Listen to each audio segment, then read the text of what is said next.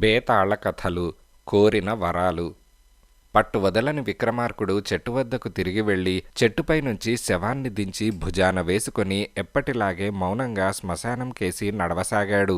అప్పుడు శవంలోని బేతాళుడు, రాజా, నీవు ఏ సత్ఫలితం కోరి ఇలా ప్రయాసపడుతున్నావో నాకు తెలియదు, కానీ వెనుకటి హయగ్రీవుడిలాగా గొప్ప ఫలితాలను పోగొట్టుకుని కొద్ది ఫలితం మాత్రమే దక్కకుండా ఉండేలాగా చూసుకో. శ్రమ తెలియకుండా ఉండగలందులకు నీకు హయగ్రీవుడి కథ చెబుతాను విను అంటూ బేతాళుడు ఇలా చెప్పసాగాడు. ఒకప్పుడు మహావతి నదీ తీర ప్రాంతంలో హయగ్రీవుడనే యువకుడు ఒక చిన్న చెరువు కింద కొద్దిపాటి పొలం పండించుకుంటూ జీవిస్తూ ఉండేవాడు. కొన్నేళ్లపాటు వ్యవసాయం బాగానే సాగింది, కానీ అందుకు ఆధారంగా ఉంటున్న చెరువు క్రమంగా ఎండిపోనారంభించింది. ఇందువల్ల హయగ్రీవుడు చాలా నష్టపోయాడు. వ్యవసాయం బొత్తిగా గిట్టుబాటు కాకపోయేసరికి అతను పొట్టపోసుకోవటానికి అరణ్యం మీద ఆధారపడవలసి వచ్చింది. అడవిలో వేటాడదగిన మృగాలుండేవి. వాటి మాంసం విక్రయించి 4 డబ్బులు తెచ్చుకునేవాడు. అడవిలో పళ్ళు ఫలాలు దొరికేవి, తేనె దొరికేది. వీటి మీద ఆధారపడి జీవయాత్ర గడపవలసిన దుస్థితి హయగ్రీవుడికి ఏర్పడింది. ఒకనాడు అతను అడవిలో తిరుగుతూ ఉండగా ఒక చోట ఒక ముని తపస్సు చేసుకుంటూ కనిపించాడు. హయగ్రీవుడు ఆ చుట్టుపక్కల ఉండే పళ్ళు, కందమూలాలు, తేనె తెచ్చి ముని ముందు పెట్టి సాష్టాంగపడ్డాడు. ముని అతని కానుకలు స్వీకరించి అతన్ని ఆశీర్వదించాడు. అది మొదలు హయగ్రీవుడు రోజు కొన్ని పళ్ళు, తేనె సంపాదించి ఆ మునికి సమర్పించి తర్వాత తన పని తాను చూసుకుంటూ వచ్చాడు.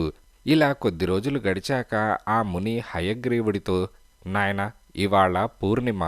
ఈరోజు నీవేదన్నా కోరుకున్నట్టయితే నీ కోరికను తీర్చే శక్తి నాకున్నది. అందుచేత నీ స్థితికి తగిన కోరిక ఏదన్నా ఒకటి కోరుకో అని అన్నాడు.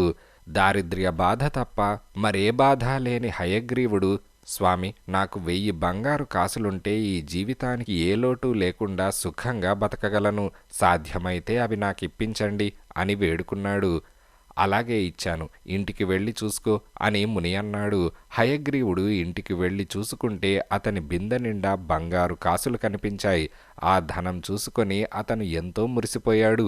ఆ ముని ఎంత ప్రతిభ గలవాడో, ఎంత దయగలవాడో తలుచుకుంటే అతనికి అంతులేని భక్తి పుట్టుకొచ్చింది. అందుచేత అతనికిప్పుడు అరణ్యంలో ఏమీ పని లేకపోయినా పాలు ఫలాలు తీసుకొని రోజు అరణ్యానికి పోయి మునికి నివేదన చేసి ఆయనకు తన కృతజ్ఞత తెలుపుకుంటూ వచ్చాడు. గర్భదరిద్రుడిగా ఉండగా హయగ్రీవుణ్ణి పలకరించిన వారు లేకపోయారు గాని అతని దగ్గర అంతులేని ధనం చేరినట్టు తెలియగానే ఊళ్ళో అందరూ అతనికి ఆప్తులయ్యారు. అందరూ అతని మంచి కోరినవారే. ఈ ఇంట్లో ఉండే కర్మ నీకేమిటి? మంచి ఇల్లు కట్టుకో, మంచి బట్టలు కట్టుకో, సుఖంగా ఇంత తిని 10 మందికి పెట్టు. ఖర్చుగాని ధనం వెంట ఉన్నా ఒకటే, నట్టేట ఉన్నా ఒకటే. ఘనంగా బతుకుతున్నావంటే గొప్ప ఇంటి వాళ్ళు నీకు పిల్లనిచ్చి పెళ్లి చేస్తారు. నీ స్థాయి అన్ని విధాలా పెరుగుతుంది అని ఈ ధోరణిలో వాళ్ళు హయగ్రీవుడికి సలహాలిచ్చి అతని చేత డబ్బు ఎడాపెడా ఖర్చు పెట్టించసాగారు. నెల తిరిగింది. హయగ్రీవుడు రోజు అరణ్యానికి వెళ్ళి మునికి కానుకలు సమర్పించుకుంటూనే ఉన్నాడు. ఒక రోజున మళ్ళీ ముని అతనితో, నాయనా, ఇవాళ పూర్ణిమ. నీకేదైనా కోరిక ఉంటే చెప్పు, నేను తీర్చగలను అని అన్నాడు. స్వామి, తమ దయ వల్ల నా దారిద్ర్య బాధ తీరింది. మంచి కన్యను పెళ్లాడి సంసార సౌఖ్యం కూడా రుచి చూద్దామని ఉన్నది. మంచి అందము, శుభ లక్షణాలు గల కన్య నాకు భార్యగా లభ్యమయ్యేటట్టు అనుగ్రహించినట్టయితే నేను మీకు ఎంతో కృతజ్ఞుణ్ణై ఉంటాను అని హయగ్రీవుడన్నాడు. అలాగే నాయన, నీవింటికి వెళ్లే దారిలో ఈ అరణ్యంలోనే నువ్వు కోరిన కన్య కనిపిస్తుంది. ఆమెను తీసుకుపోయి పెళ్లి చేసుకో అని ముని అన్నాడు. ముని చెప్పినట్టే హయగ్రీవుడు తిరిగి వచ్చే దారిలో ఒక చెట్టు కింద ఒక అపురూప సుందరి నిలబడి ఉన్నది. హయగ్రీవుడు ఆమెను పలకరించి, ఎవరు నువ్వు? నీ వాళ్ళెవరు? ఇక్కడ ఎందుకు నిలబడి ఉన్నావు అని ప్రశ్నించాడు. నాకేమీ తెలియదు అని ఆమె అన్నది. అయితే నా వెంట వచ్చి నన్ను పెళ్లి చేసుకుంటావా అని హయగ్రీవుడు అడిగాడు. అందుకామె సమ్మతించింది. అతనామెను తెచ్చి పెళ్లి చేసుకుని కొంతకాలం పాటు సుఖంగా కాలం గడిపాడు. ఇలా దాదాపు నెల గడిచింది. ఒక్కసారిగా హయగ్రీవుడికి 2 విపత్తులు సంప్రాప్తమయ్యాయి. అతని భార్యకు ఏదో జబ్బు చేసి ఎన్ని మందులకు లొంగక చివరకు ఆమె మరణానికి దారితీసింది. అదే సమయంలో దొంగలు పడి అతని దగ్గర మిగిలి ఉన్న బంగారమంతా ఎత్తుకుపోయారు. హతాశుడై హయగ్రీవుడు అరణ్యంలోని ముని వద్దకు వెళ్ళి తనకు కలిగిన నష్టాలు చెప్పుకొని, స్వామి, మీరు నా మీద ఎంతో అనుగ్రహంతో నాకు 2 అపూర్వమైన వరాలిచ్చారు. కానీ రెంటినీ పోగొట్టుకొని మళ్ళీ యథాస్థితికి వచ్చాను. ఈ లోటు మీరే పూర్తి చేయాలి అని అన్నాడు. ముని తలాడించి, ఇవాళ పూర్ణిమ, నీకు కావాలిస్తే ఈరోజు నీవు కోరిన కోరిక తీర్చగలను. అందుకు ఇదే ఆఖరు అవకాశం. ఎందుచేతనంటే ఇక్కడ నా తపస్సు ముగిసింది. రేపు నేను హిమాలయాలకు వెళ్ళిపోతున్నాను.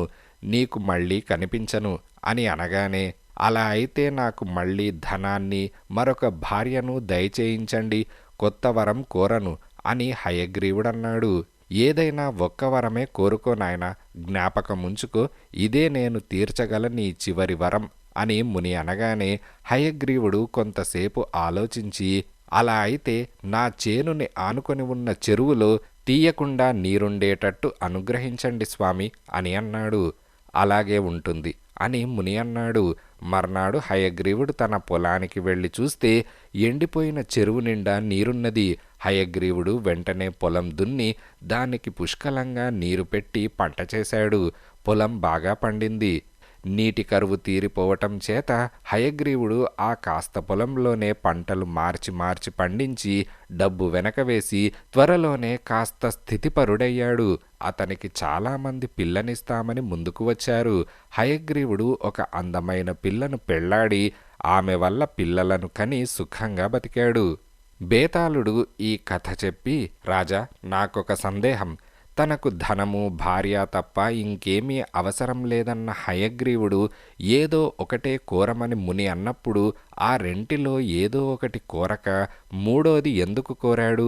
ఈ ప్రశ్నకు సమాధానం తెలిసి కూడా చెప్పకపోయావో నీ తల పగిలిపోతుంది అని బేతాళుడన్నాడు. దానికి విక్రమార్కుడు, హయగ్రీవుడు మూడోసారి తెలివిగానే వరం కోరాడు. అతను ధనం వల్ల, భార్య వల్ల సుఖం ఎరిగి ఉన్నవాడు కావటం చేత మొదట కొత్త వరం ఏమీ కోరక ఆ రెంటినే తిరిగి కోరాడు. కాని ముని తనకు ఒక్క వరం మాత్రమే ఇవ్వగలడని తెలిసినప్పుడు అతను ఆలోచించవలసి వచ్చింది. ధనదారలలో ఏ ఒక్కటి తనకు తృప్తి కలిగించదు. పైగా రెండూ నిలిచేవి కావు. ఆ సంగతి అతనికి అనుభవం ద్వారా తెలిసి వచ్చినదే. వాటికన్నా భూమి శాశ్వతమైనది. వ్యవసాయం తన చేతిలో ఉన్న విద్య. అతనికి లేనిదల్లా నీరు. చెరువులో నీరున్నంత కాలము అతను వ్యవసాయం చేసుకుని తృప్తిగా బతికినవాడే.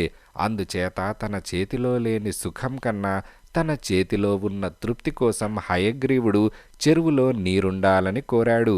అతని సుఖానికి అదే ఆధారమైంది అని విక్రమార్కుడు సమాధానమిచ్చాడు. రాజుకు ఈ విధంగా మౌనభంగం కలగగానే బేతాళుడు శవంతో సహా మాయమై తిరిగి చెట్టెక్కాడు.